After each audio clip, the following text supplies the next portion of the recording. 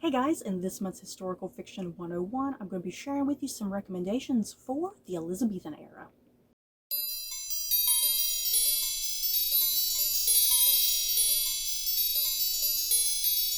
I am a sucker for all things during the Elizabethan era, and that's exactly what all these book recommendations are going to be. They're all going to be taking place somewhere within the reign of Queen Elizabeth I of England.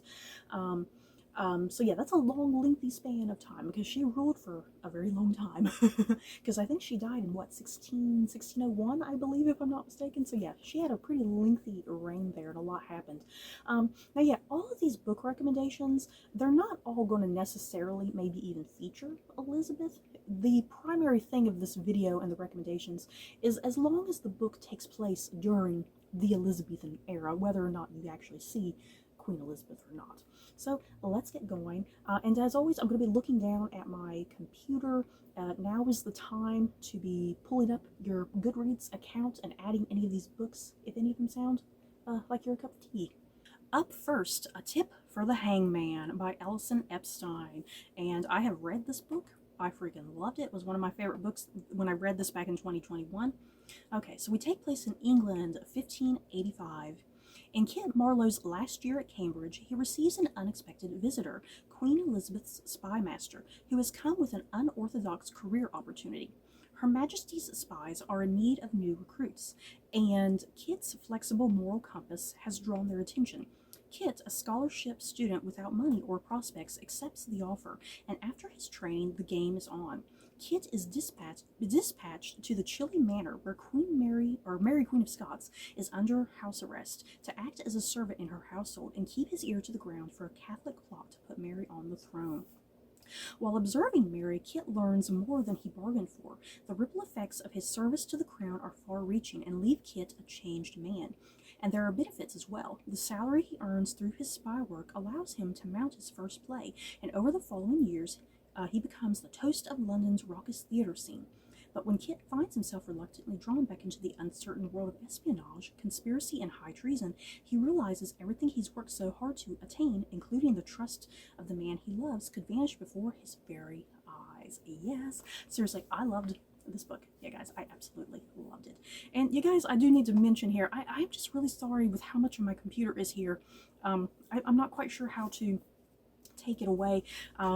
Because I am literally standing up and holding this big giant laptop. My arms are killing me already after one book. Dear God. Next up, The King at the Edge of the World by Arthur Phillips. I have also read this book, and I did like it. It was fine. There were some things that it didn't quite jive with me, but for the most part, I liked it okay. The year is 1601. Queen Elizabeth is dying, childless. The nervous kingdom has no heir. It is a capital crime even to think that Elizabeth will ever die. Potential successors secretly maneuver to be in position when the inevitable arrives. The leading candidate is King James VI of Scotland, but there is a problem. The Queen's spymasters, hardened veterans of a long war on terror and religious extremism, fear that James is not what he appears. He has every reason to claim he is a Protestant, but if he secretly shares his family's Catholicism, then the last 40 years of religious war will have been for nothing, and a bloodbath will ensue. With time running out, London confronts a seemingly impossible question: what does James truly believe? It falls to Geoffrey Belloc, a secret warrior from the hottest days of England's religious battles, to devise a test to discover the true nature of King James's soul. Belloc enlists Mahmoud Ezzedine, a Muslim physician left behind by the last diplomatic visit from the Ottoman Empire, as his undercover agent. The perfect man for the job, Ezzedine is the ultimate outsider. Stranded on this cold, wet, and primitive island, he will do almost anything to return home to his wife and son. Yes. Next up, Elizabeth I, most fittingly, by Margaret George. In this novel, her flame-haired look-alike cousin, Lettice Knowles, thinks she knows all too well. Elizabeth's rival for the love of Robert Dudley, Earl of Leicester, and mother to the Earl of Essex, the mercurial nobleman who challenged Elizabeth's throne, Lettice has been intertwined with Elizabeth since childhood. This is a story of two women of fierce intellect and desire, one trying to protect her country and throne, the other trying to regain power and position for her family, and each vying to convince the reader of her own private vision of the truth about Elizabeth's character. Their gripping drama is acted out at the height of the flowering of the Elizabethan age. Shakespeare, Marlowe, Dudley, Raleigh, Drake, all of them swirl through these pages as they swirl through the court and on the high seas. And I have read this book as well, and yeah, this was epic. If you love Queen Elizabeth I, you guys, this is an epic must-read. Next up, The Marriage Game by Alison Weir. I'm kind of surprised I have not read this book, you guys. I love Alison Weir. Okay, over 25 and newly crowned, Elizabeth vows to rule the country as both queen and king, but her counselors continually press her to form an advantageous marriage and produce an heir. Though none of the suitors have yet worked their way to her throne, the dashing though married Lord Robert lays claim to Elizabeth's heart. Their flagrant flirting, their unescorted outings, and the appointment of Lord Robert to Master of Horse inspire whispers through the court and even rumors that Elizabeth has secretly given birth to Lord Robert's child. Ooh, the scandal. Events take a dark turn when Robert's wife is found dead. Universal shock is followed by accusations of murder. Despite the scandal, Elizabeth and Robert manage to navigate the choppy political, economic, and religious waters around them, but the greatest obstacle to marriage between the Queen and her true love may come not from outside forces, but from within. Next up, of course, I have me some Philippa Gregory on this list, and this is The Virgin's Lover by Philippa Gregory. And I have read this, and I really enjoyed it. Seriously, there's a lot of books about Elizabeth and Robert Dudley, but you know, they had a scandalous relationship. It makes for good, gripping drama for books. Okay, as a new queen, Elizabeth faces two great dangers: the French invasion of Scotland, which threatens to put Mary Queen of Scots on her throne, and her passion for the convicted traitor Robert Dudley. But Dudley is already married, and his devoted wife Anne will never give him up, least of all to an upstart Protestant princess. She refuses to set her beloved husband free to marry the Queen, but she cannot prevent him from becoming the favorite and the focus of the feverishly plotting, pleasure-seeking court. Others, too, oppose the marriage, but for very different reasons. William Cecil, the Queen's wisest counselor, knows she must marry for policy. Her uncle hates Dudley and swears he will murder him first. Behind the triangle of lovers, the factions take up their places: the Protestants, the priests, the assassins, the diplomats, and the moneymakers. The very Queen of England is shaved and clipped to nothing as Elizabeth uncertainly leads her bankrupt country into a war that no one thinks can be won. Seriously, I have read this book. I just don't remember a lot of that going on. I had to reread it. Next up, The Locksmith's Daughter by Karen Brooks. And this is a book that I do own that I need to get around to reading. Okay. Mallory Bright is the only daughter of London's most ingenious locksmith. She has apprenticed with her father since childhood, and there is no lock too elaborate for her to crack. After scandal destroys her reputation, Mallory has returned to her father's home and lives almost as a recluse, ignoring the whispers and gossip of their neighbors. But Sir Francis Walsingham, Queen Elizabeth's spymaster and a frequent client of Mallory's father, draws her into his world of danger and deception. For the locksmith's daughter is not only good at cracking locks, she also has a talent for codes, spycraft, and intrigue.